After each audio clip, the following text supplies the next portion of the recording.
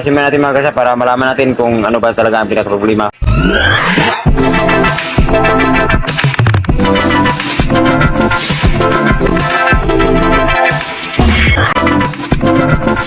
Welcome po sa ating lahat mga kagrasa. Sa ngayong araw na to ay mayroon tayong maraming motor dito sa bahay. Mayroon tayong isa Raymond 25 na FI. Mayroong lumalagutok sa ilalim ng makina. Kahit sa anong posisyon ng kambyada, first gear to fourth gear, ay mayroon siyang lumalagutok sa kanyang makina mga kagrasa. So tingnan mo natin ito kasi sa mga na-experience ko sa FI na XR1 to 5 ay pag sa ganitong uri ng problema sa kanyang tunog na lagotok sa kanyang makina ay yun, overhaul talaga yan mga kagrasa. Yung dati sa experience ko ay yung sa bearing ng kanyang main shaft po mga kagrasa. Yung bali dalawang bearing ng main shaft ang nagka-problema, nasisira po mga kagrasa. Kaya sa ngayong araw na to ay mayroon din tayong isang motor star. Ang problema naman ito ay ito yun, wala nang kumakagat doon si lalim sa kanyang crank. Iwan ko, tingnan natin kung i-overhaul ba o doon lang sa kanyang clutch, yung kanyang housing, pinaka-housing. Pero kung doon si lalim ay kailangan na biyakin ang makina at i-overhaul mga kagrasa. So mayroon din tayong isang YZ po dito. Ayun, coming na po ang kanyang pisa, yung kanyang connecting rod ang nagka-problema. Yan po ang kanyang makina, yun o. Ito yun ang kanyang makina. So meron din tayong isang Rouser 135 po. Ang problema naman ito ay yun, na ubusan ng oil. Yun, ang kanyang piston ay nag-stuck up po mga kagrasa. Bali palit tayo ng kunrad dito, connecting rod. Kasi yun, may tama na dito sa kanyang pinaka-pin dito. Yan. Tapos yun, ang kanyang piston sa pagtanggal ko ay yun, ginamitan lang namin ng lagari kasi hindi na siya matanggal. Nag-stuck up na dito ang kanyang pin. So mayroon din tayong isang Sniper 150 po FI. Galing ito sa ibang shop mga kagrasa, no? Umandar, tumirik, umandar, papatay naman. Tapos yun po, i-diagnose natin ng ating diagnostic tools kasi mayroon na tayong yan, pang-diagnose. Subukan natin ito kung mag-function ba mamaya. Kapag yun ang hindi umandar, maraming baka mga sensor o di kaya yung kanyang mga nagka-problema ng kanyang wirings, yung kanyang harness. So bali po, dito tayo sa XRM focus at saka dito sa overall. Mamaya na yung sa ating Sniper. So pandarin mo natin itong XRM para marinig natin. Yan. Hindi pa natin nakambya yan.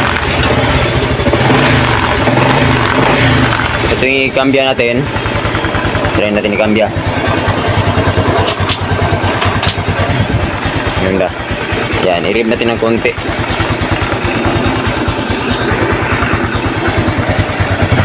Yan.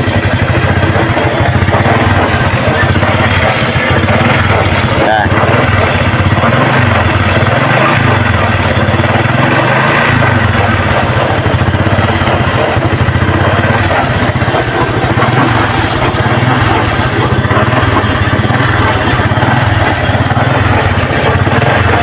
Tunog mga kagrasa, no? So baklasin mo natin mga kagrasa para malaman natin kung ano ba talaga ang pinaka-problema. Pero yun po, unahin mo na sa itong pagbakas mga kagrasa para yun, mabilihan na ng may-ari. Kasi una po itong dumating mga kagrasa. Sunod natin ito. Pero dito tayo pamuko sa video na ito mga kagrasa, no? So ito na po yun ang motor star na tapos na natin na baklas na tanggal ang makina. So ito po yun mga kagrasa, no?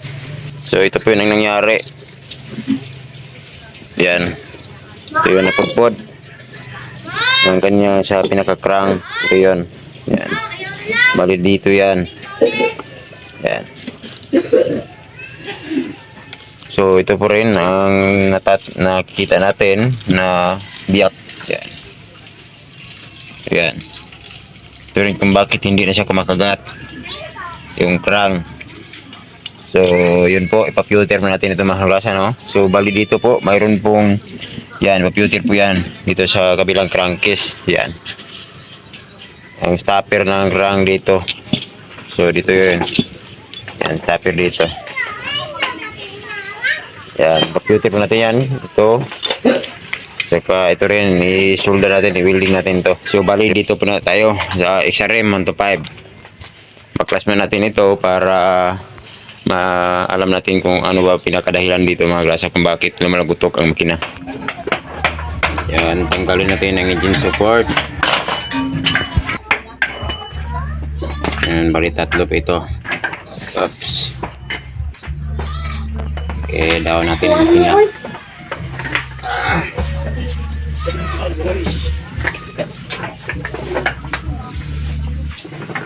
Para maalaman natin kung ano ba talaga ang pinaka-problema. Cover ng camshaft, sprocket.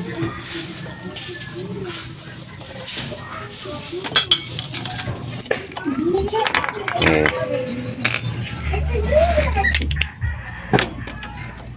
So, 4 na stud bolts nut.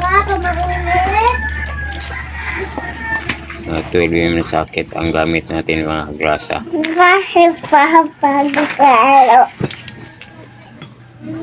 Ito ang bolt ng camshaft sprocket. So, ito yun ang kanyang camshaft sprocket mga kagrasa. Yung dalawang cylinder head mounting bolts, 6 mm na T-wrench. Yan, ito na po ang cylinder head.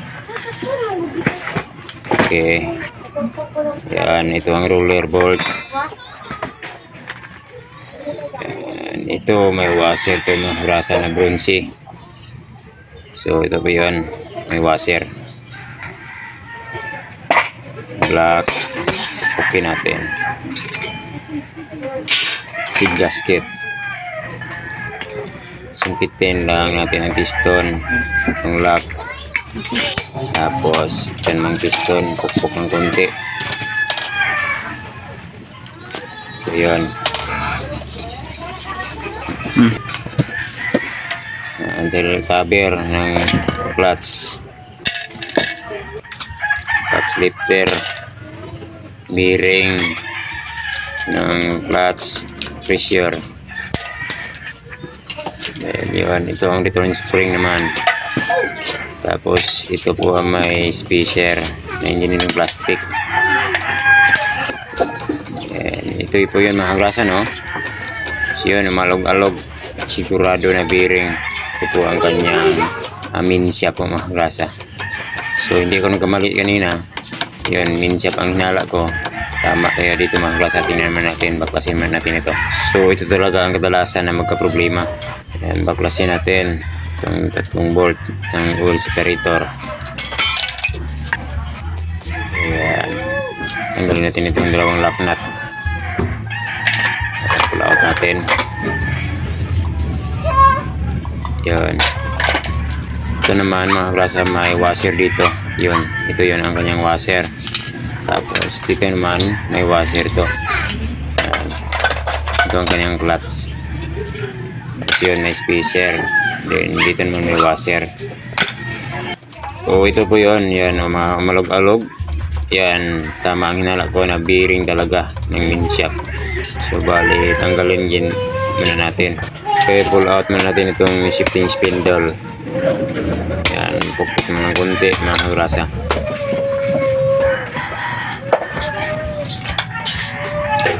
Okay, ito po yun.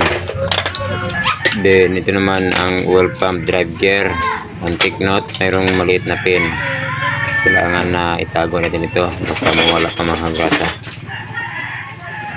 Yan, kunin natin itong maliit na pin. So ito po yun mga kagrasa, na maliit po siya. Kailangan natin na itago. Ito naman ang kanyang clutch pin. Yan, may pin po dito dalawa. Maliit din. Okay, ito po yun, ang kanyang pin. So, isama natin ito sa oil pump. Itong pin dito. Yun, para hindi ito mawala. Ilagay natin ito ng plastic. Yun, para safety. Hindi siya mawala. So, balik natin mga kagrasa. Baka maghanap-hanap tayo dito. Yan, tanggalin nito yung cover ng stator. Yan, reduction gear ng starter. May pin. Tapos may spacer. Then flywheel naman ang sunod natin kung kanyang lock nut.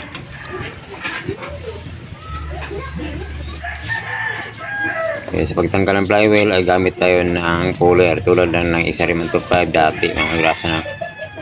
Yun, tanggalin natin gamit ang puller. So ito ang kanyang flywheel. Then reduction drive gear ng starter. Yun, may stick bearing. Tapos timing chain naman ang ating sungkitin. So ito po yun ang kanyang timing chain. Yan.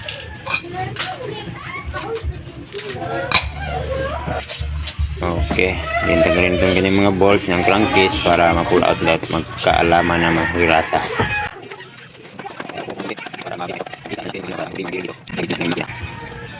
Yan. Oops. Yun na. Oh, ito po yun mga grasa. Sa nakita natin. Yun. Pod sira na talaga. Yun o. Ang kanyang puno.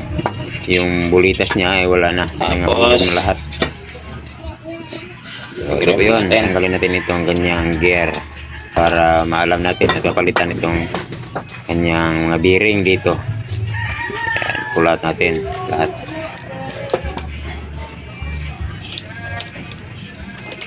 Pull out natin.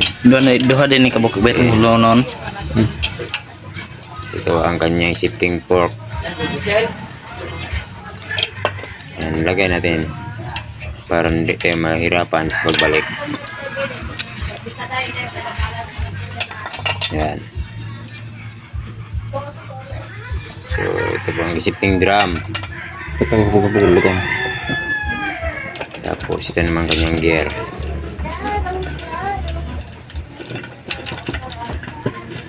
Ayan. Ito po ang kanyang minsya gear assembly. So, yun. Buti nilang hindi siya napudpod. Kanyang axle.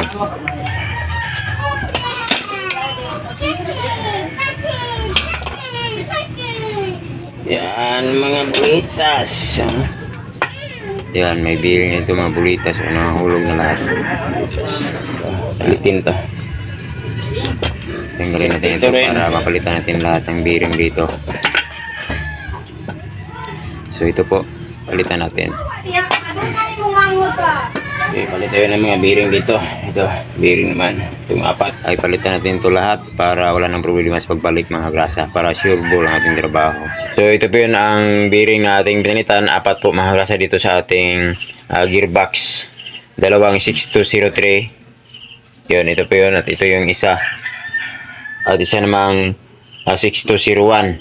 So ito po yun ang 6201 na ating pinalitan. Tapos ito naman ang 6001. Yun. Ang napudpud po siya mga grasa. So bali update lang po sa pag-assemble natin. I-share ko sa inyo ang bawat posisyon ng ating gear po mga grasa.